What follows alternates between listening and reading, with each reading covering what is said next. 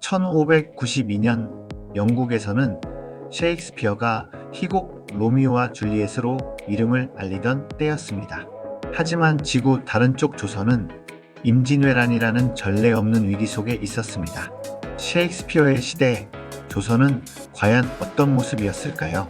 16세기 말에 영국은 르네상스 문화가 꽃피고 있었습니다. 셰익스피어는 로맨스와 비극, 인간 본성의 복잡함을 노래했죠. 하지만 같은 시기 조선은 도요토미 히데요시의 침략으로 나라 전체가 뒤흔들리고 있었습니다. 임진왜란은 조선 사회를 송두리째 흔들었습니다. 선조는 의주로 피난했고 백성들은 전쟁의 참화를 온몸으로 겪어야 했습니다. 기록에 따르면 인구는 20% 가까이 줄었고 국토의 절반 이상이 황폐화되었습니다. 임진왜란은 단순한 외침을 넘어 조선 내부의 정치적 혼란을 가속화했습니다. 선조의 피난은 국가 권위에 큰 상처를 입혔고 조정은 동인과 서인으로 나뉘어 끊임없이 싸웠습니다. 특히 세자 책봉 문제는 심각했습니다. 광해군이 세자로 책봉되었지만 영창대군을 지지하는 세력과의 대립은 훗날 심각한 내분의 씨앗이 됩니다.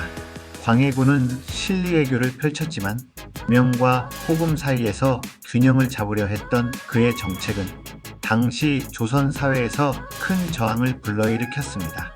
결국 광해군은 폐위되고 말았죠. 임진왜란은 조선의 경제와 사회를 초토화시켰습니다.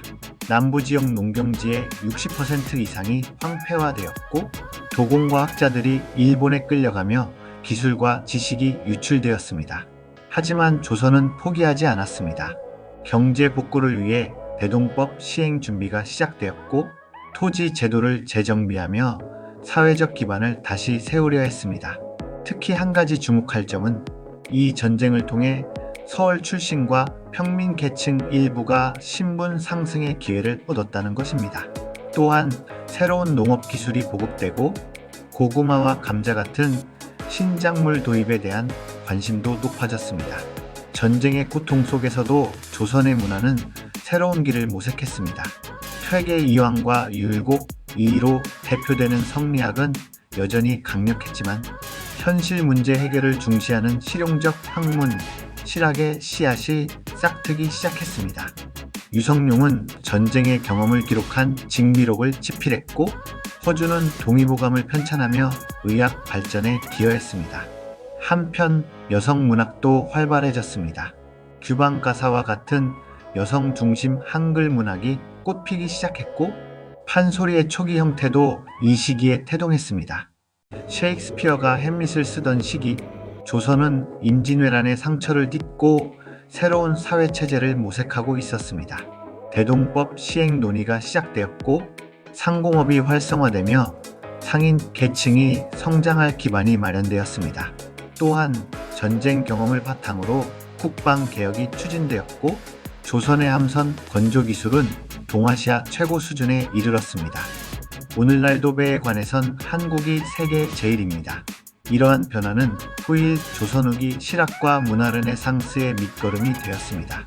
1592년 셰익스피어가 문학으로 인류의 마음을 울리고 있을 때 조선은 생존을 위해 몸부림치고 있었습니다.